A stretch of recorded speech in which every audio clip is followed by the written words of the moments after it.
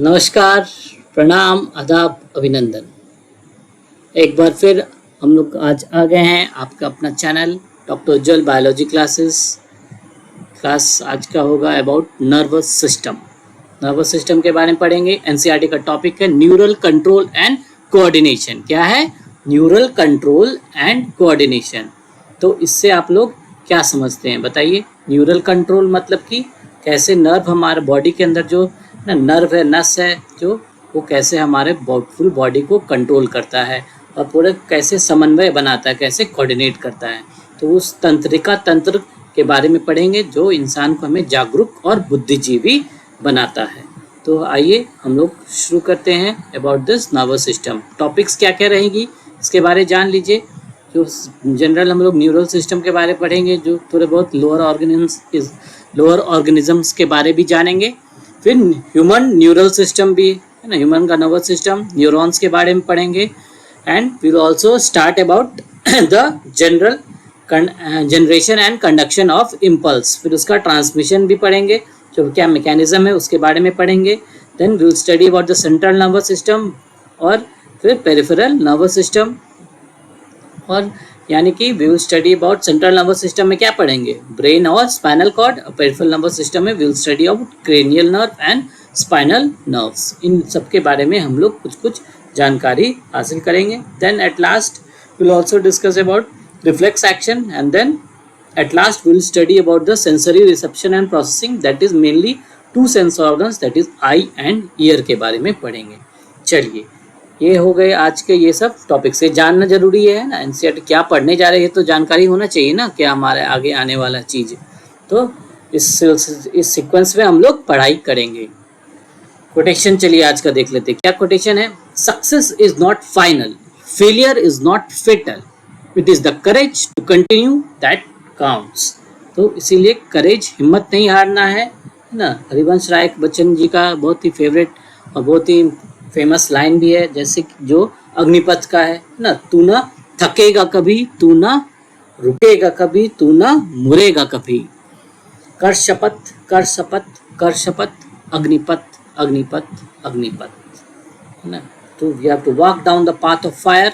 और हमेशा हमें हार्ड वर्क करते रहना है, सक्सेस हमें ज़रूर मिलेगी। चलिए देखिए, क्रिकेट तो बहुत लोगों ने देखी होगी, आप लोगों ने, है ना। कोई भी मैचेस वगैरह तो देखते ही हैं। जैसे कि इसमें देख सकते हैं आप, इसमें कैसे इसमें हैंड आई को कोऑर्डिनेशन मेंटेन किया जाता है बैट्समैन, है ना, इवन बॉलर सबके द्वारा कैसे सब चीज़ कोऑर्डिनेट करता है हमारा बॉडी, कैसे उसके बारे में हम लोग पढ़ेंगे, है ना। कुछ सिचुएशन आप इमेजिन कर सकते हैं, जैसे कि यहाँ पे देख रहे हैं सिचुएशन के अंदर एक कोई पर्सन है जिसको कि कोई दो डॉग्स उसका पीछा कर रहे हैं, डॉग्स पीछा कर रहे हैं। तो कैसे बॉडी के अंदर सर्टेन चेंजेस आता है ना। जनरली बॉडी के अंदर तो हम लोग सांस ले रहे हैं, है ना, और नॉर्मल रेस्पिरेशन हो रहा, नॉर्मल हार्ट रेट हो रहा। बट अगर कुछ ऐसा सिचुएशन आ जाएगा, है ना, इमरजेंसी जैसा, तो हार्ट रेट बढ़ जाता है, हार्ट रेट बढ़ जाएगा, है ना, रेस्पिरेटरी रेट बढ़ जाएगा, सब कुछ इंक्रीज हो जाएगा, सारा चीज़ इंक्रीज होने लगेगा। क्यों? बिकॉज हमारा जो मसल्स होता है, लेग के मसल्स, उसको एनर्जी चाहिए होता है। क्यों? क्योंकि मूवमेंट करना है, भागना है, दौड़ना है, कुत्ते से भागना है ना। या तो अगर छोटा कुत्ता रहा तो उसको डरा धमका दीजिएगा, है ना। बड़ा कुत्ता, खूंखार कुत्ता पीछे पड़ा है, तब तो हमें भागना है, वहाँ से दौड़ते हुए भागना है। तो दौड़ने के लिए क्या चाहिए? एनर्जी चाहिए, शक्ति चाहिए ना। तो पैर के मसल्स में शक्ति चाहिए, एनर्जी आएगा तभी ना भागेंगे। तो इंक्रीज एनर्जी का जो जनरल नॉर्मल एनर्जी है जो चल रहा है तो वो तो ठीक है, बट भागने के लिए ज़्यादा एनर्जी चाहिए। तो ज़्यादा एनर्जी चाहिए के लिए ज़्यादा सांस लेंगे, है ना। नंबर ऑफ ब्रीदिंग रेट हमारा बढ़ जाएगा, जो 12 से 16 होता है पर मिनट, उससे ज़्यादा इंक्रीज़ हो जाएगा। हार्ट रेट जो यानी कि रेस्पिरेटरी रेट क्या हो जाएगा? इंक्रीज़ हो जाएगा। हार्ट रेट क्या, वो भी इंक्रीज़ हो जाएगा, क्योंकि आप ब्लड को ज़्यादा पंप करना है। ब्लड कहाँ? ब्लड वेसल्स ज़्यादा मूवमेंट को कहाँ पे केंद्रित कर देना है? किधर? मसल्स के, लेग के मसल्स की तरफ ज़्यादा फ्लो हो जाएगा ब्लड के अंदर, वहाँ के। तो ब्लड प्रेशर भी इंक्रीज़ होगा।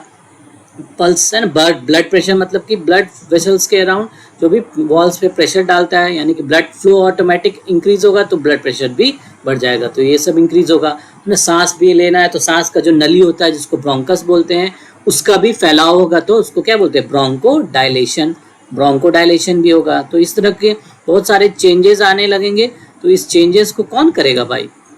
कोई तो होगा हमारे बॉडी में उसको कंट्रोल करने वाला, तो यही है ब्रेन, है ना। ब्रेन ही हमारा सब कुछ कंट्रोल करता है ना। हमारा एक जाल बिछाया हुआ, जाल को क्या ना नर्वस सिस्टम ही बोला जाता है। क्या बोला जाता है? Nervous system. तो जैसे कि सपोज इसको अगर हम एक स्कीमेटिक डायग्राम में मैं आपको बताता हूँ, 1 मिनट।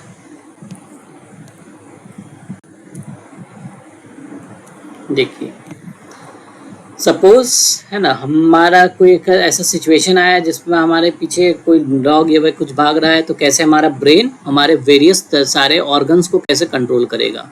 सपोज ये ब्रेन है और से अटैच क्या है, ये स्पाइनल कॉर्ड है।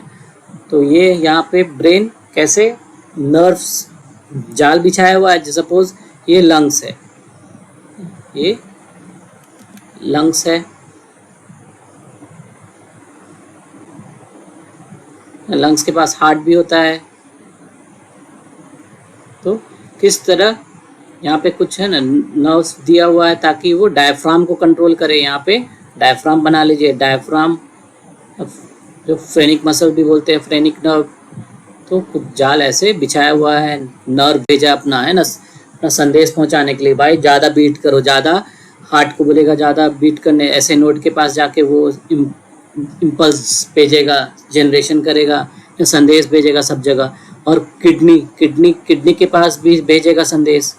तो बहुत तरह के ऑर्गन के पास वो संदेश भेजता है अपना, किसके थ्रू? नर्व के थ्रू। किसके थ्रू? नर्व, है ना, न्यूरॉन जो इसका बेसिक स्ट्रक्चरल यूनिट है, तो उसके थ्रू भेजेगा। यहाँ पे किडनी के ऊपर क्या होता है? Adrenal gland.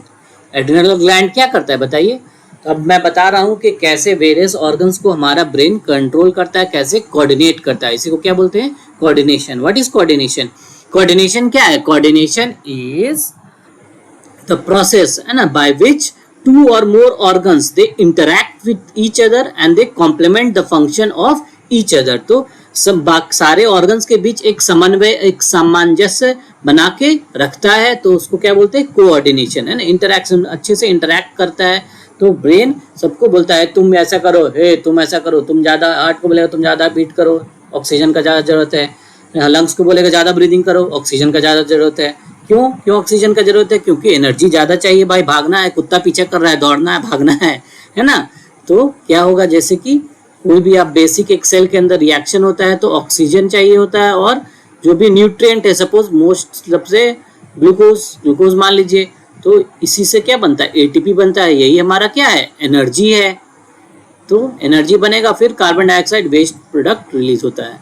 तो एनर्जी चाहने के लिए क्या चाहिए होता है? एक तो ग्लूकोज होगा और एक ऑक्सीजन। तो ग्लूकोज तो हमारे बॉडी में ऑलरेडी स्टोर्ड रहता है, ये ग्लाइकोजन के फॉर्म में, है ना।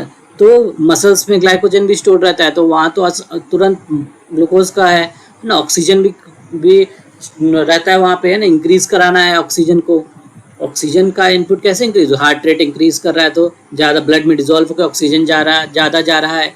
ब्रोंकोडायलेशन हो रहा है, लंग्स के अंदर ज़्यादा हवा जा रहा है, लंग्स डायफ्राम खुद ज़्यादा रेस्पिरेटरी रेट कर रहा है, तो ज़्यादा ऑक्सीजन ले रहे हैं, तो ज़्यादा ऑक्सीजन अंदर जा रहा है बॉडी के अंदर। तो ये सब चीज़ें कर रहा है। और एक और चीज़ कर रहा है जो कि किडनी को इफेक्ट कर रहा है ब्रेन। किडनी को कैसे करता है? किडनी के ऊपर एक ग्लैंड होता है जिसको क्या बोलते हैं?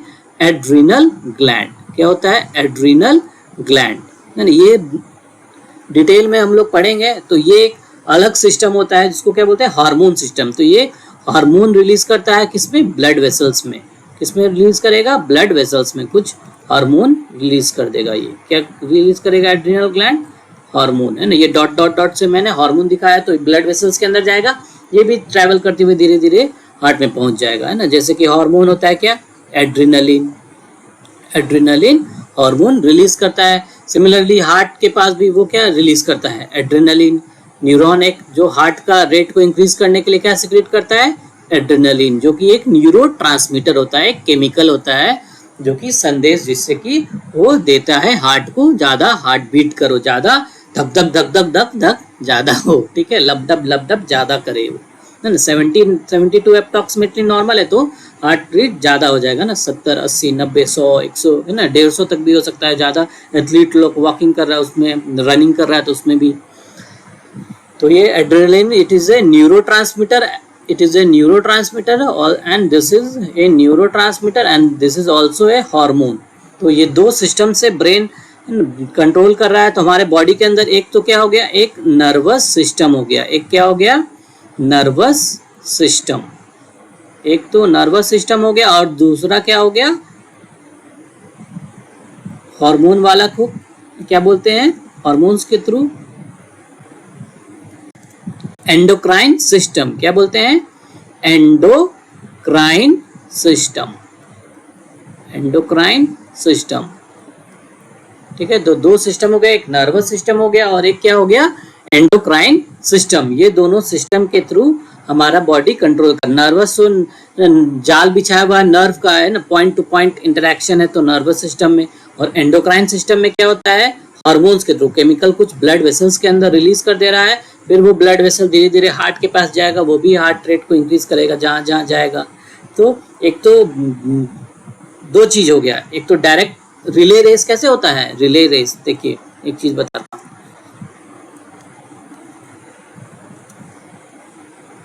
पहले ये तो समझ गए वेरियस ऑर्गन्स को कैसे हमारा ब्रेन कंट्रोल कर रहा है ना, लंग्स के पास संदेश भेज रहा है, हार्ट के पास संदेश भेज रहा है, किडनी के ऊपर एड्रिनल ग्लैंड है उसको संदेश भेज रहा है, सबको बोल रहा है चलो चलो ज़्यादा ऑक्सीजन का जरूरत है, जो ज़्यादा डिमांड बढ़ गया है तो सारा चीज़ बढ़ा देगा। फिर उसके बाद थोड़ी देर बाद सबको फिर घटा भी देगा, जब कुत्ता अगर पीछे करना छोड़ दिया तो फिर सब कुछ घट भी जाएगा।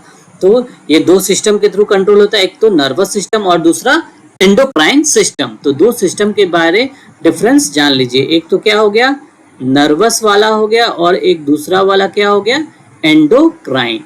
क्या हो गया, एंडोक्राइन, नर्वस एंड एंडोक्राइन। तो नर्वस वाला क्या होता है, रिले रेस की तरह होता है ना, पॉइंट टू पॉइंट कॉन्टैक्ट होता है न्यूरॉन का, क्या होता है, पॉइंट टू पॉइंट कॉन्टैक्ट। क्या होता है, पॉइंट टू पॉइंट कॉन्टैक्ट, मतलब कि जैसे सपोज एक ऐसा न्यूरॉन है ना, ये ऐसा न्यूरॉन है ना, कुछ संदेशा भेज रहा है तो एक और फिर यहाँ पे एक और न्यूरॉन होगा, फिर वो एक दूसरे को, रिले रेस कैसे होता है, जब एक रनर दूसरे रनर को भेजता है अपने पार्टनर को, फिर वो बैटन पास ऑन करता है, फिर दूसरे को बैटन पास ऑन करता है, तो इसी तरह relay race point to point contact होता है। एंडोक्राइन में क्या होता है कि केमिकल रिलीज करता है, जैसे कि इसमें तो न्यूरोट्रांसमीटर रिलीज करेगा, तो इसमें क्या रिलीज करता है, हार्मोन्स रिलीज करता है ना, ब्लड वेसल्स के अंदर हार्मोन्स रिलीज होगा, hormones are released in blood vessel.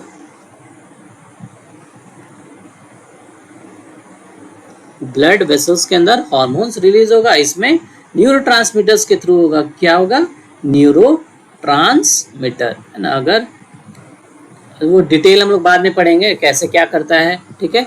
तो इसमें पॉइंट टू पॉइंट कॉन्टैक्ट है ना, कोई जगह में न्यूरोट्रांसमीटर की जरूरत नहीं भी पड़ती है। तो ये हो गया दो, हमारा बॉडी के अंदर दो ऐसा सिस्टम मौजूद है जो कि कोऑर्डिनेशन में मदद करता है, बॉडी के अंदर कोऑर्डिनेशन इंटरेक्शन बनाए रखता है। एक नर्वस सिस्टम हो गया, एक एंडोक्राइन सिस्टम हो गया। नर्वस हो गया point to point contact neurotransmitters के थ्रू, और एंडोक्राइन सिस्टम हार्मोन्स रिलीज करेगा ब्लड में। तो ये वाला क्या होता है, क्विक होता है, इसका एक्शन क्या हो गया, क्विक, और ये वाला क्या हो गया, दिस इज स्लो। अगर दोनों का कंपैरिजन किया जाए तो नर्वस सिस्टम क्विक है और एंडोक्राइन सिस्टम स्लो है। तो ये दो मेन बेसिक इंट्रोडक्शन आप समझ लीजिए क्या है, कोऑर्डिनेशन। हमारा जनरली हमारा सब कुछ है, जैसे आप हमारा बातें सुन रहे हैं तो वो भी कान के में भी कोऑर्डिनेट कर रहा है हमारा बॉडी, तो सब कुछ कोऑर्डिनेशन ब्रेन बना के रखता है। तो ब्रेन बोल रहा है अरे अच्छा ये कम आवाज में आ रहा है, तेज आवाज में आ रहा है, लेकिन जोर से बोलने लगूंगा तो उसके अकॉर्डिंग भी एडजस्ट करता है। सब कुछ एडजस्टमेंट हमारा बॉडी अंदर आता है, कोऑर्डिनेट करता है, सब चीज़ सुन सकते हैं, ये देख सकते हैं, तो क्या ऑब्जर्व कर सकते हैं, सारा चीज़ हमारा बॉडी मेनली जो हमारा नर्वस सिस्टम है वो कंट्रोल या कोऑर्डिनेट करता है, ठीक है। जैसे कि क्या है, सेंट्रल नर्वस सिस्टम में हम लोग देखे है ना, मेटाबॉलिज्म जो भी इंक्रीज कराना है, जो हम लोग पढ़े ना, दो चीज़ चाहिए होता है, ऑक्सीजन एक ग्लूकोज। तो ऑक्सीजन इनपुट इंक्रीज करने के लिए हार्ट रेट बढ़ेगा है ना, लंग्स का रेट बढ़ेगा, मेटाबॉलिज्म इंक्रीज करने के लिए लिवर में जो स्टोर्ड ग्लाइकोजन है ग्लूकोज में फॉर्म करेगा, एडिपोज फैट्स वगैरह भी ग्लूकोज फॉर्म करेंगे, तो ये सब चीज़ें चेंजेस आते हैं तो ताकि स्केलेटल मसल के अंदर एनर्जी आए और वो ऑक्सीजन और ग्लूकोज को यूटिलाइज करके एटीपी बनाए ताकि वहाँ पे मूवमेंट में काम आए जाए, या जो भी एक्सरसाइज हो रहा है या खेल रहे हैं वॉलीबॉल, फुटबॉल, बास्केटबॉल, जो भी चीज़ खेल रहे हैं तो उसमें ये इम्पॉर्टेंट है ऐसा नर्वस सिस्टम का काम करना। ठीक है, तो ये ऐसा चीज़ें होते हैं ना। स्किन में भी स्वेटिंग इंक्रीज हो जाता है ताकि हीट जो जनरेट होता है एनर्जी, तो उसको हीट को डिसिपेट कर देता है, मतलब बाहर फेंक देता है। तो ये सब चीज़ें भी बहुत ज़्यादा इम्पॉर्टेंट है। ठीक है, तो इस तरह न्यूरल हमारा कंट्रोल होता है, कोऑर्डिनेशन होता है। कोई भी काम करें, कोई भी जैसे हमारा सो भी रहे हैं जगह कुछ भी, सब कुछ हमारा कुछ न कुछ ब्रेन वहाँ पे फंक्शन कर रहा है। ब्रेन, स्पाइनल कॉर्ड और उसके वेरियस नर्व्स सारे फंक्शन कर रहे हैं। हमारा सारा बॉडी का फंक्शन को काम करने के लिए ये नर्वस सिस्टम हमारा इम्पॉर्टेंट है। It is the most important system. ठीक है, फिर न्यूरल सिस्टम के बारे में जान लीजिए। देखिए है ना, किसका बना हुआ है? 2 सेल्स का बना होता है ना। कोई भी सिस्टम है तो बेसिकली कोई सेल्स का तो बना ही होगा ना। सेल से टिश्यूज बना, टिश्यूज से ऑर्गन बना, फिर ऑर्गन से ऑर्गन सिस्टम बना। तो और 2 तरह का मेनली सेल्स होता है। एक तो जो आप लोग सब लोग जानते हैं उसको क्या बोलते हैं? न्यूरॉन्स। और दूसरा एक सपोर्टिंग सेल्स होता है, उसको क्या बोलते हैं? न्यूरोग्लिया। क्या बोलते हैं? Supporting cells are called neuroglia. Neuroglia या सिंपली इसको ग्लायल भी बोलते हैं ना। क्या बोलते हैं? ग्लाया, है ना। ग्लाया या फिर ग्लायल सेल्स भी बोला जाता है। क्या बोलते हैं? Glial cells. तो ये सब इसके वेरियस नाम से न्यूरोग्लिया इसके सपोर्टिंग सेल्स है। और अगर कंपैरिजन की बात किया जाए तो न्यूरोग्लिया 8 to 10 टाइम्स ज़्यादा होते हैं एज कम्पेयर टू न्यूरॉन ना। जूनियर क्लासेस में 8, 9 तक 10 तक में न्यूरॉन्स के बारे ही बताया जाता है कि neurons they are the basic structural and fundamental unit of nervous system. But उसके सपोर्ट के लिए, उसके न्यूट्रिशन प्रोवाइड करने के लिए, उसको खाना देने के लिए, उसका पालन पोषण, उसका स्ट्रक्चर सबको मेंटेन करने के लिए क्या होता है? सपोर्टिंग सेल्स भी प्रेजेंट होते हैं उसके आसपास, उसके इलाके में। तो उसको क्या बोलते हैं? न्यूरोग्लिया या फिर ग्लायल सेल्स। ठीक है, तो they are the supporting cells of nervous system. तो 2 स्पेशलाइज्ड सेल्स हो गए, एक तो न्यूरॉन्स और दूसरा न्यूरोग्लिया। न्यूरॉन्स के बारे में आप सभी लोग जानते हैं, वो क्या करता है? इट डिटेक्ट करता है, रिसीव करता है बाहर के स्टिमुलस को। एक्सटर्नल एनवायरनमेंट के अंदर जो भी चेंज हो रहा है उसको क्या बोलते हैं? स्टिमुलस, है ना। तो एक्सटर्नल या फिर बॉडी के अंदर इंटरनल एनवायरनमेंट के अंदर भी चेंजेस आ रहा है, तो उसके अकॉर्डिंग हमारा बॉडी उसको रिसीव करता है, फिर सिग्नल को यहाँ से वहाँ सेंड करता है। ठीक है, तो ये तो एक बेसिक जो 2 टिश्यूज के नाम जान लीजिए, सेल्स के नाम जान लीजिए, क्या है? न्यूरॉन्स और न्यूरोग्लिया।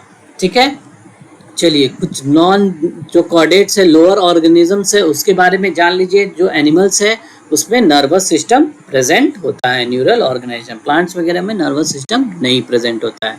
ठीक है, हाइड्रा जो होता है ना, जो कि नाइडेरिया जो होता है ग्रुप एनिमल किंगडम। सबसे पहले तो स्पॉन्जेस पॉरीफेरा से स्टार्ट होता है ना। तो पॉरीफेरा के अंदर जो बेसिक स्पॉन्ज होता है उसके अंदर नर्व्स नहीं प्रेजेंट होता, बट उसके पास still it is sensitive to environment. कोई भी चीज़ है ना, इवन एमीबा हो, बैक्टीरिया हो, तो उसको सेंसिटिव तो होता ही है ना। कोई भी सेंसिटिव होगा ना, उसको क्या खाना नहीं खाना उसको पता होता है, भले ही उसके पास नर्व हो या ना हो। तो सेंसिटिविटी तो प्रेजेंट होता ही है, छोटे से लेके बैक्टीरिया से लेके बड़े से बड़े ऑर्गेनिज्म तक प्रेजेंट होता है। बात अगर करें नर्व्स की, तो सबसे पहले एनिमल किंगडम में कहाँ नर्व पाया गया? हाइड्रा में। कहाँ पाया गया? हाइड्रा में। तो हाइड्रा के अंदर नर्व्स पाया गया सबसे पहले। कहाँ पे? इवोल्यूशन के दौरान सबसे पहले कहाँ पे पाया गया? हाइड्रा के अंदर। स्पॉन्जेस, है ना। Hydra is example of sponges, यानी कि स्पॉन्ज के अंदर जो पॉरीफेरा ग्रुप है उसके अंदर पाया गया।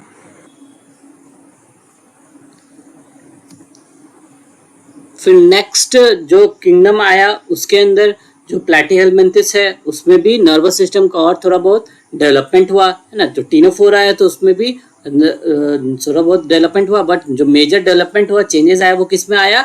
जो प्लेटफॉर्म हुआ है, जो प्लैटीहेलमिन्थस है, प्लेनेरिया में। प्लेनेरिया के अंदर लैडर लाइक नर्वस सिस्टम होता है। प्लेनेरिया के अंदर क्या होता है, लैडर लाइक नर्वस सिस्टम। ये लैडर के जैसा दिख रहा है, ये जो ब्लू कलर का इसके अंदर डायग्राम बनाया हुआ है, तो ये ऐसा ऐसा लैडर लाइक स्ट्रक्चर होता है प्रेजेंट। यहाँ पे ऊपर में जो गैंग्लिया के ना, गैंग्लिया मतलब कि कलेक्शन ऑफ सेल बॉडीज हो जाता है, तो उसको क्या बोलते हैं, गैंग्लिया जनरली इसके अंदर यूज होता है ना। ह्यूमंस के अंदर पेरिफेरल नर्वस सिस्टम के अंदर ही ये वर्ड यूज होता है, न्यूरॉन का सेल बॉडी का कलेक्शन, तो उसको ब्रेन बोल दिया जाता है generally, but brain is not A correct term, cerebral ganglia बोला जाता है। तो सेरेब्रल गैंग्लिया होता है, लैडर लाइक नर्वस सिस्टम होता है, जिसके अंदर की 2 लॉन्गिट्यूडनल वेंट्रल रॉड होता है। वेंट्रल जो कि बॉडी के ग्रेविटी यानी कि बॉडी के ग्रेविटी यानी कि बॉडी के नीचे है ना, जमीन के जो सटा हुआ पार्ट है उस एरिया में नीचे की तरफ 2 लैडर लाइक स्ट्रक्चर होता है। तो 2 नर्व कॉर्ड होता है, वेंट्रल नर्व कॉर्ड, और फिर उसको जोड़ने वाला ट्रांसवर्स नर्व प्रेजेंट होता है, और साइड साइड में लैटरल नर्व्स ऐसे ऐसे प्रेजेंट होता है। तो ये इस तरह का स्ट्रक्चर होता है, जिसको क्या बोलते हैं, लैडर लाइक नर्वस सिस्टम। तो ये प्लैटीहेलमिन्थिस में प्रेजेंट होता है ना, प्लैटीहेलमिन्थिस हो गया, नेमेथेलमिन्थिस में भी, ठीक है। फिर एनिलिडा में वेंट्रल नर्व कॉर्ड एक प्रेजेंट होता है, और उसके अंदर भी सेगमेंटल गैंग्लिया प्रेजेंट होगा, ठीक है। तो इसके अंदर देखेंगे तो सिंपल स्ट्रक्चर्स ऐसा प्रेजेंट होता है। थोड़ा बहुत मॉडिफिकेशन हुआ, इंसेक्ट्स में भी वेंट्रल नर्व कॉर्ड प्रेजेंट होता है बहुत सारे। फिर अकॉर्डिंगली सेगमेंट वाइज जो कि इसके अंदर सेगमेंटल जो भी गैंग्लिया प्रेजेंट होता है, थोरैक्स में, एब्डोमेन में, सब में गैंग्लिया प्रेजेंट होता है, ब्रेन भी प्रेजेंट रहेगा, ठीक है।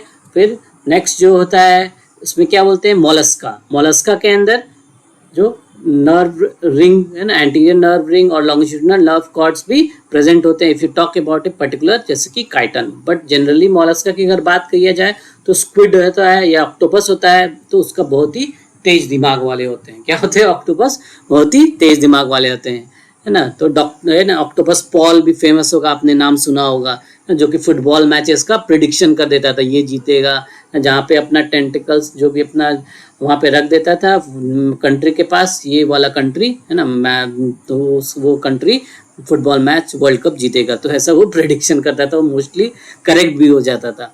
तो ही वाज वेरी फेमस, तो उसका नाम ही था ऑक्टोपस पॉल, है ना। तो ब्रेन बहुत ही थोड़ा डेवलप्ड होता है। If you talk about non cortex में, तो ऑक्टोपस का ब्रेन बहुत डेवलप्ड होता है ब्रेन, और उसके अंदर जो एक्सॉन्स प्रेजेंट होता है इसका डायमीटर बहुत ही ज़्यादा होता है, बहुत ही मोटा होता है, तो इसलिए उसको जाइंट एक्सॉन भी बोलते हैं। उसके अंदर ऑक्टोपस के अंदर या मोलस्का के अंदर, जैसे कि और स्क्विड हो गया, उसके अंदर प्रेजेंट होता है, और ब्रेन भी छोटे साइज में प्रेजेंट होता है।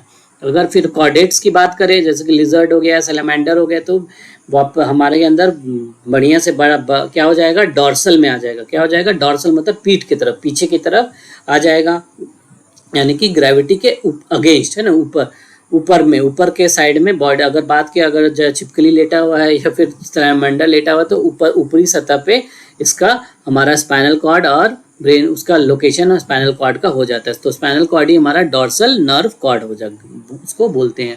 और उसके अंदर वेरियस सेंसरी गैंग्लियंस भी प्रेजेंट होगा, और ब्रेन से क्या क्रेनियल नर्व निकलेगा, और फिर स्पाइनल कॉर्ड से स्पाइनल नर्व निकलेगा। तो इस तरह वेरियस सबका बना रहता है। हमारे कॉर्डेट में थोड़ा बेटर डेवलपमेंट हो गया, तो हमारा नॉन कॉर्डेट्स में बहुत ही सिंपल न्यूरल ऑर्गेनाइजेशन होगा, और कॉर्डेट्स में बहुत ज़्यादा, है ना। इसके बीच में एक जो हमारा आता है, जो मिस कर दिया, वो क्या है, इकाइनोडर्माटा, यानी इकाइनोडर्माटा का रेडियल स्ट्रक्चर होता है, स्टारफिश जैसे हो गया। क्या है ये वाला, जैसे ये डायग्राम देखिए, ये स्टारफिश का है। तो स्टारफिश रेडियली शेप होता है, तो फिर उसका थोड़ा सिंपल होता है। क्या होता है, नर्व सिस्टम सिंपल होता है। उसके अंदर सेंटर में नर्व रिंग प्रेजेंट होगा, चारों तरफ जो फैला हुआ जाएगा वो एक्सॉन, वो क्या बनाएगा, रेडियल नर्व। तो इस तरह का प्रेजेंट होता है।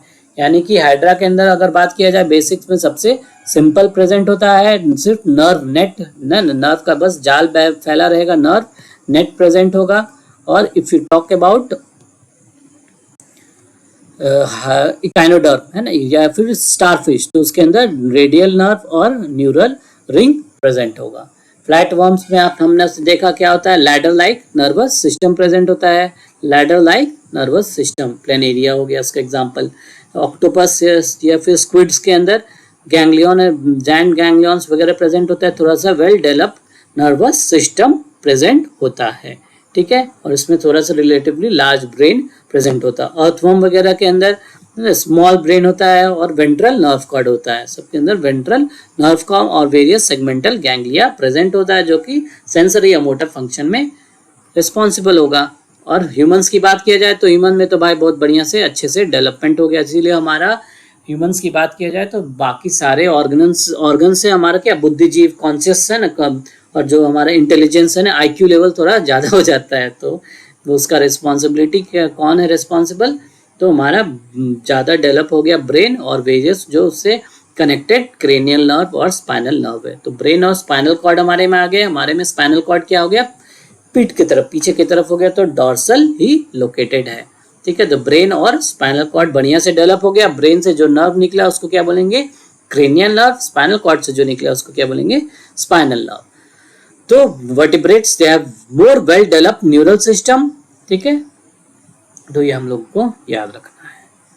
चलिए फिर अगर मानव का ना तंत्रिका तंत्र की बात करें तो generally it is divided into 2 parts. क्या है, एक तो है सेंट्रल नर्वस सिस्टम और दूसरा क्या है peripheral nervous system. Central nervous system हो गया और क्या हो गया पेरिफेरल नर्वस सिस्टम। तो सेंट्रल नर्वस सिस्टम क्या है, सेंट्रल नर्वस सिस्टम के अंदर 2 चीज प्रेजेंट होता है। सेंट्रल नर्वस सिस्टम के अंदर क्या प्रेजेंट होगा, ये क्या है this is brain, brain present होगा, और ये वाला ये जो स्ट्रक्चर है ये क्या है स्पाइनल कॉर्ड। तो spinal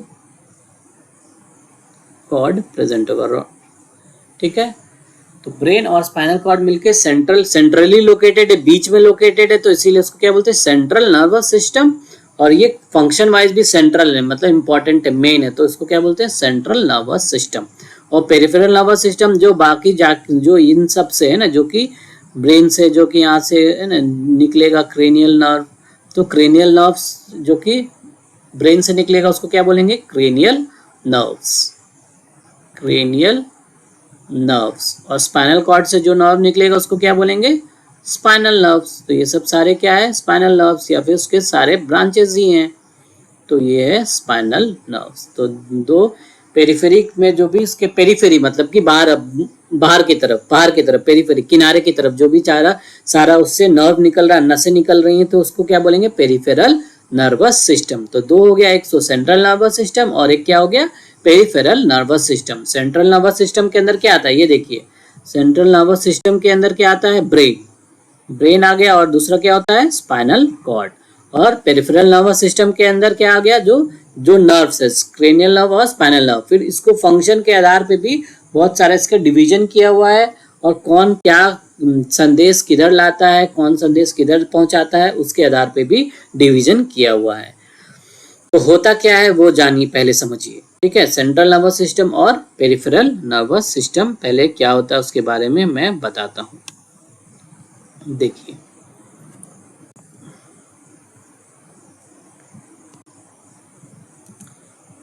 central nervous system, suppose ये ब्रेन हो गया, ठीक है, तो इसको मान लीजिए कि ये सेंट्रल नर्वस सिस्टम है। क्या ये सेंट्रल नर्वस सिस्टम, और इसके किनारे से जो भी जा रहा है कोई एक तो पहले कोई संदेश लेके आएगा, उसके पास क्या आएगा कोई संदेशा लेकर आएगा। यानी कि जैसे कि सपोज स्किन पे कोई चीज टच हुआ, जैसे इंसेक्ट या कॉकरोच, तो हम लोग हाथ हटा लेते हैं ना, तो कैसे होता है वही चीज को समझिए, है ना। तो उसी चीज को समझने में 2 चीज आ जाएगा, एक तो सेंट्रल नर्वस सिस्टम, एक पेरिफेरल नर्वस सिस्टम। तो सपोज यहाँ पे जो भी कोई भी स्किन है, कोई भी जहाँ पे रिसेप्टर्स वगैरह प्रेजेंट है, तो यहाँ से नर्व अटैच है, तो नर्व सपोज ऐसे ऐसे मूव करके जा रहा है, और ये अपना सिग्नल है ना, सिग्नल लेके इम्पल्स कहाँ जा रहा है ब्रेन के पास, ब्रेन या फिर स्पाइनल कॉर्ड के पास, सेंट्रल नर्वस सिस्टम के पास। तो वो संदेशा लेके आया, तो इस संदेशा लेके गया, तो उस सब नर्व को क्या बोला जाता है, नर्व या नर्व फाइबर्स को क्या बोला जाता है एफरेंट। एफरेंट मतलब कि कोई लेके जा रहा है, ठीक। एफरेंट ए क्या होगा एफरेंट, ए ई नहीं ए एफरेंट, ठीक है। तो ब्रेन कोई भी चीज आ रहा है तो ए, ठीक है, और एग्जिट कर रहा है तो उसको क्या बोलेंगे ई। तो ये हो गया एफरेंट। तो एफरेंट फाइबर्स हो जाते हैं, तो और इनको क्या बोला जाता है सेंसरी, क्या बोला जाता है, they are also called as sensory fiber, sensory nerve fibers. तो सेंसरी नर्व फाइबर्स सेंसेशन यानी बाहर स्किन हो गया, ऐसा बाहर के कोई भी जनरल सेंसेशन से कोई चीज लेकर आ रहा है तो उसको क्या बोलेंगे, सेंसरी नर्व फाइबर या फिर एफरेंट नर्व फाइबर, है ना। तो जो ये नर्व्स हो गए, तो स्क्रेनियल नर्व या स्पाइनल नर्व जो भी या सेंसरी, उसका सेंसरी ब्रांच है ना, तो सेंसेशन लेकर आ रहा है तो उसको क्या बोलेंगे, सेंसरी सिस्टम, है ना। ये क्या बना देगा, पूरा एक सेंसरी सिस्टम बना देगा। और दूसरा, और फिर यहाँ पे जो भी सिस्टम आएगा तो फिर ये उस चीज को प्रोसेस करता है ना। जैसे कि सीपीयू होता है ना, कंप्यूटर के अंदर सीपीयू होता है। जैसे कि कीबोर्ड से कोई भी इनपुट किए तो स्क्रीन के ऊपर दिखेगा ना, तो पहले इनपुट होता है, फिर सीपीयू में जाता है ना, उसको एनालाइज करता है, उसको स्टोर करता है, तो फिर यहीं पे एनालाइज होगा, स्टोर होगा, इसके बारे में सोच विचार किया जाएगा। जैसे कि सपोज कोई नया आदमी एक रूम में एंटर कर रहा है तो हम लोग उसको देखें, तो उसको देखें तो हम लोग सोचेंगे ना, या फिर पुराना आदमी इसको कहीं देखें या नहीं देखें, तो हमारा बॉडी के अंदर जाएगा, एनालाइज होगा, सोचेगा, अच्छे से सोचेगा, उसको मैच करेगा ना, फाइल घुमाएगा, पन्ना पलटेगा फाइल का, अच्छा इस चेहरा को देखा हुआ है, कहीं देखे हैं, तो फिर मान लो जैसा भी रिएक्शन देना है, स्माइल करना है दुश्मन है तो गुस्सा करना है, कुछ भी करना है, तो इस तरह का रिएक्शन देगा हमारा बॉडी। तो इसके अंदर पूरा चक्रव्यूह रचा रहता है, तो ये अपना सोच विचार अपना करता है, फिर उसके अकॉर्डिंग फिर कोई एक सिग्नल सेंड करेगा, है ना। तो सिग्नल सेंड करेगा तो ये वाला सिस्टम को क्या बोलेंगे, मोटर फाइबर्स। ये क्या होगा, मोटर फाइबर्स, है ना, जो कि जनरली किसको जाता है, कोई भी मसल्स होगा, जो कि मसल्स या ग्लैंड, है ना, स्केलेटल मसल हो सकता है, जो भी, है ना, मसल्स हो गया या फिर कोई भी ग्लैंड हो गया, तो वहां पे जाके संदेशा पहुंचाएगा। तो ये बाहर निकल रहा ई से एग्जिट, तो ये ई से क्या हो गया, एफरेंट फाइबर्स। तो ये सब सारे जो भी फाइबर हो गए ये सब क्या हो गए, afferent fibers, afferent nerve fibers. और ये सब क्या हो गए, मोटर। मोटर मतलब कि मोटर क्या होता है, मोटर कोई भी काम कराता है ना, मोटर पानी फेंकता है, मोटर जैसे कि घर पे है ना, पानी, मोटर का क्या, कोई भी चीज चलाना होता है, गाड़ी चलाता है, कुछ भी करता है, तो मोटर मेन कोई भी फंक्शन, कोई भी काम, मूवमेंट करवाएगा, कोई भी ग्लैंड के अंदर से कोई चीज एंजाइम है ना, कोई रिलीज कराएगा, कुछ चीज कोई भी वर्क करवाएगा उससे, मसल्स। तो जैसे कि कोई भी चीज सेंसेशन आया क्या ना, कोई भी चीज कीड़ा या बैठा है ना, तो हाथ वहां पे रखना है कि हाथ हटा देना है ना, या फिर कोई अच्छा टच किया है ना, बढ़िया है ना, कोई वो हाथ से हैंडशेक करना है या फिर हैंडशेक नहीं करना है, तो ये सब दिमाग में आएगा, वो एनालाइज करेगा, तो फिर वो हमारा मूवमेंट प्रॉपर मूवमेंट हो गया। हैंडशेक करना है तो हैंडशेक होगा, या फिर सिर्फ नमस्ते करना है, प्रणाम करना है, तो अकॉर्डिंगली वो सब चेंजेस आता है। तो पहले सेंसेशन आएगा तो सेंसरी सिस्टम, ये वाला क्या हो गया, सेंसरी सिस्टम। एक यानी कि एक तार बिछा हुआ है सेंसेशन लाने के लिए, और एक तार बिछा हुआ है कि उसके अकॉर्डिंग क्या काम करना है। तो एक तो सेंसेशन इधर से आया और फिर उसके अकॉर्डिंग क्या काम करना है वो इधर से चला गया। तो और ये क्या कैसा काम क्या होगा, तो एनालाइज, यहाँ पे एनालाइज और स्टोरेज वो कहाँ पे होगा, सेंट्रल नर्वस सिस्टम में, सेंट्रल नर्वस सिस्टम के अंदर एनालाइज होगा। तो ये बाकी ये जो दो सिस्टम बना, एफरेंट और इफरेंट, ये जो बना ना, एफरेंट और ये इफरेंट, तो ये दोनों ही मिला के क्या हो जाता है, पीएनएस, पेरिफेरल नर्वस सिस्टम। यही पेरिफेरी की तरफ, किनारे तरफ पूरा फैला हुआ है, तो इसको क्या बोलते हैं, पेरिफेरल नर्वस सिस्टम। ठीक है, तो ये संदेशा को कैसे आना है, क्या उसके अकॉर्डिंग काम करना है ना, तो यानी कि एक असिस्टेंट बना के रखा हुआ है सेंट्रल नर्वस सिस्टम, अपना असिस्टेंट रखा हुआ है, अपना जाल बिछाया हुआ सब तरफ, ए तुम ये काम लेके आओ, तुम ये काम करने वाला, लाने वाला है तुम, और ये संदेश लेके जाने वाला तुम है। तो ये सब इस तरह ऐसा अपना डिवीजन, अपना लेबर ऑफ डिवीजन बनाया हुआ है सेंट्रल नर्वस सिस्टम, ब्रेन और स्पाइनल कॉर्ड। तो इस तरह सेंट्रल नर्वस सिस्टम और पेरिफेरल नर्वस सिस्टम दो पार्ट में डिवाइडेड है। तो उसी तरह पेरिफेरल नर्वस सिस्टम और के अंदर दो टाइप का हो गया, एक तो जो सेंसेशन लाने वाला हो गया, जो सेंसरी हो गया एफरेंट फाइबर, और दूसरा क्या हो गया, मोटर, यही लिखा हुआ है इसमें पेरिफेरल नर्वस सिस्टम में। और सेंसेशन के अंदर भी दो टाइप का होता है सेंसेशन, एक तो जो हो जाता है, फर्स्ट क्या हो गया, जनरल सेंसेशन, जो जनरल सेंसेशन की बात किया जा रहा है, जो कि मैंने बताया स्किन वाला, तो वो क्या हो गया, जनरल सेंसेशन, जो कि जनरली स्किन वगैरह से आ रहा है। तो जैसे कि क्या हो जाएगा, टच, है ना, टच हो गया, पेन हो गया, जो भी टेम्परेचर का है ना, गर्म है ठंडा है, टेम्परेचर वाला, टच पेन हो गया, प्रेशर हो गया। तो ये सब जनरल सेंसेशन में आता है। ये सब ओरिजिन कहाँ से होगा, या तो ये सब जनरली स्किन वगैरह ना, स्किन से ही ये सब रिसेप्टर्स प्रेजेंट है उसके अंदर मौजूद हो जाता है। फिर स्किन के अंदर भी होता है, तो उसको क्या बोलते हैं, प्रोप्रियोसेप्टर्स, प्रोप्रियो रिसेप्टर्स है ना, प्रोप्रियो रिसेप्टर्स प्रेजेंट होते हैं। जैसे कि हमारे बॉडी के अंदर की बात करें, ये तो बाहरी सतह की बात हो गई, स्किन वगैरह का टच, पेन, प्रेशर का, टेम्परेचर का सेंसेशन मिल जाएगा, ठीक है भाई। एक होता है कि अंदर है ना, जो कि बॉडी के अंदर होता है, जैसे कि जॉइंट्स हो गया है ना, जॉइंट्स के अंदर टेंडन हो गया, लिगामेंट हो गया है ना, लिगामेंट हो गया, टेंडन हो गया, बोन्स हो गया। तो वो सब के अंदर भी जो स्ट्रेच होता है, उसके अंदर जो भी स्ट्रेचिंग का सेंसेशन, ये सब भी प्रेजेंट होता है कि कितना बॉडी हमारा कितना सेंस करता है। जैसे कि अगर आप आंख बंद कर लीजिए, सपोज, इस बात को समझिए अच्छे से, प्रोप्रियो रिसेप्शन मैं बता रहा हूँ। प्रोप्रियो रिसेप्शन क्या होता है ना, बाहर वाला तो बहुत आसान है समझना, स्किन टच हो गया, प्रेशर हो गया ना, जोर से दबा, प्रेशर है, पेन है, दर्द हो रहा है, तो ये प्रोप्रियोसेप्शन या अंदर बॉडी के अंदर होता है। जो कभी कभी डल पेन होता है ना, कोई भी दर्द हो रहा है ना किडनी में कहीं भी, तो वो सब भी तो दर्द आता है ना इंटरनल ऑर्गन से, तो वो सब जो फीलिंग आता है उसको क्या बोलते हैं, प्रोप्रियो रिसेप्शन, प्रोप्रियोसेप्शन। तो जैसे कि हमारा बॉडी, अगर आंख बंद भी कर लीजिए ना, हम अगर मूवमेंट से अपना, सपोज ये अगर सब ये दिख रहा है, 1 मिनट आई विल चेक, ठीक है। सपोज देखिए, ये मान लीजिए मैंने आंख बंद किया हुआ है और ये फिंगर मैंने रखा हुआ है, तो मैं अगर दूसरा हाथ का भी फिंगर लाऊंगा यहाँ पे ना, तो आई कैन स्टिल मैच उसका टिप टू टिप में मैच कर सकता हूँ, है ना। तो इवन मैं आईज क्लोज भी है, मैं बिना देखे भी, पहले तो जनरली ओवरशूट हो जाएगा, है ना, जो टच नहीं हो रहा है टिप टू टिप, बट हमारा बॉडी ऑटोमेटिक एडजस्ट कर ले रहा है, टिप टू टिप एडजस्ट कर ले रहा है, मैच कर ले रहा है। तो ये क्या है, आईज क्लोज भी है, फिर भी हमारा बॉडी के अंदर टिप टू टिप मैच हो गया है। इसका मतलब क्या हो रहा है, जैसे कि ये टिप प्रेजेंट है, तो इस टिप के अंदर भी ये हमारा मैच हो जा रहा है।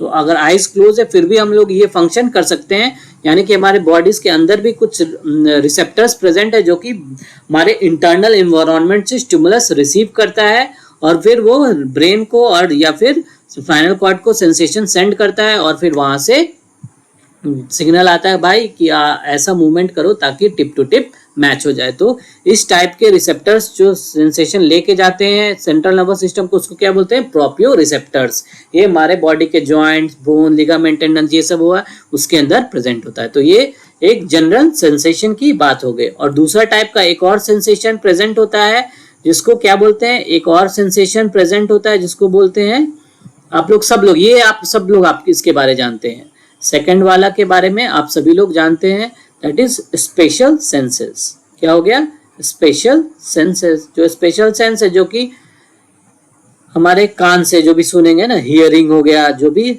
आप लोग हियर हो गया, जीभ से टेस्ट करेंगे, तो ये पर्टिकुलर एक जगह से ही हो सकता है ना, जीभ से ही टेस्ट करेंगे ना, जीभ से ही टेस्ट करते हैं ना, पैर से या उंगली से टेस्ट कर सकते हैं क्या, नहीं ना, टेस्ट से हियर, सिर्फ कान से ही सुन सकते हैं।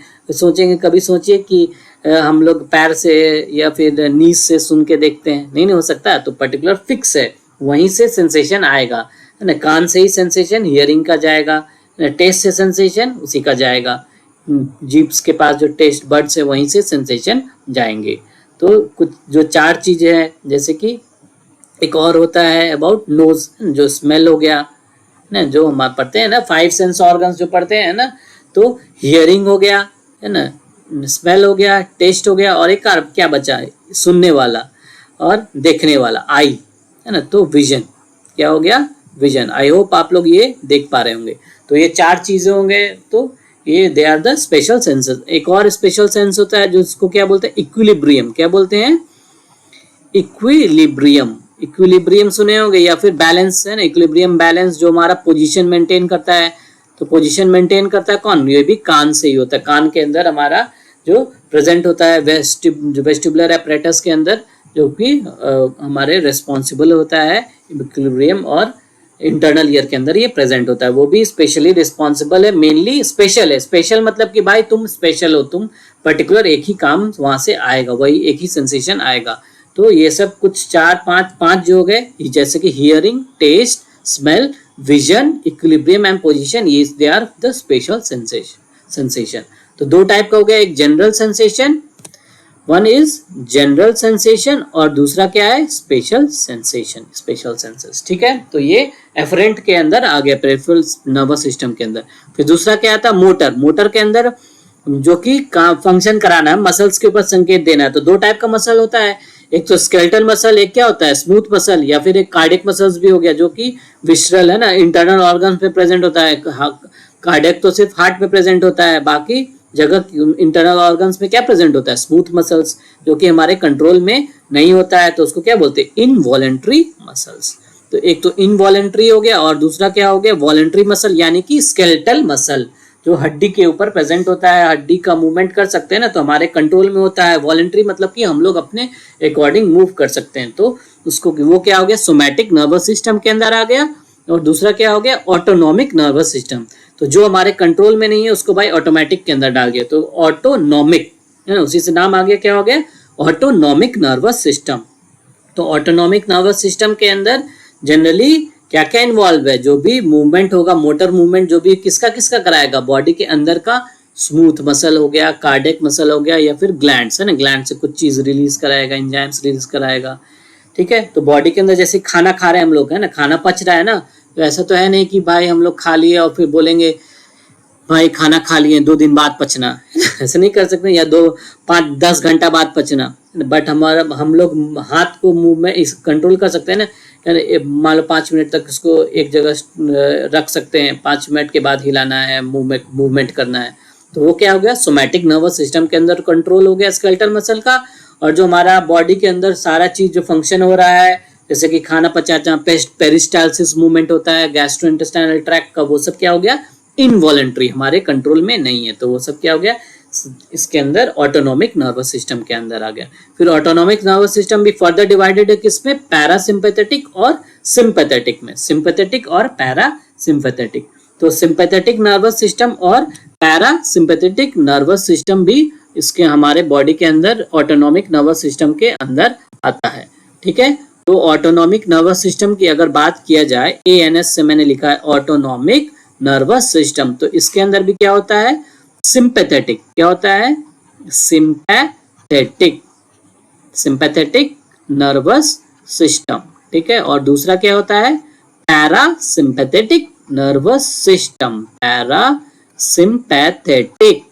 Parasympathetic nervous system. दो टाइप का इसके अंदर भी सिस्टम प्रेजेंट होता है। और ये वाला जनरली किसमें होता है, रिस्पॉन्सिबल स्ट्रेस कंडीशन, जो भी इमरजेंसी कंडीशन है, जैसे कि कुत्ता पीछे पड़ रहा, दौड़ रहा, खूंखार कुत्ता, या फिर ना कोई जंगल में जो घूम रहे हैं, शेर आ गया, तो वहाँ पे क्या है ना, वो रिस्पॉन्सिबल क्या रहेगा, स्ट्रेस कंडीशंस वगैरह, स्ट्रेस हो गया, जो भी इमरजेंसी कंडीशन है उसके अंदर ये वाला सिस्टम काम करेगा। तो ये रिस्पॉन्स कैसा देता है, फाइट या फ्लाइट, क्या देता है, फ्लाइट या फिर फाइट, या तो फिर लड़ेंगे या तो फिर भाग जाएंगे, या तो किसी से लड़ेंगे या तो फिर भाग जाएंगे। तो ये वाला कैसा रिस्पांस देता है, फाइट और फ्लाइट। ठीक है, ये वाला जनरली इसका अपोजिट होता है, तो इसको नॉर्मलाइज करने के अंदर आता है, नॉर्मल कंडीशंस के अंदर इसको सिचुएशन को नॉर्मल करने के लिए क्या आता है, पैरासिम्पैथेटिक नर्वस सिस्टम। तो नॉर्मल सिस्टम के अंदर क्या होता है, इसको रेस्ट एंड डाइजेस्ट भी बोलते हैं, क्या बोलते हैं, रेस्ट एंड डाइजेस्ट।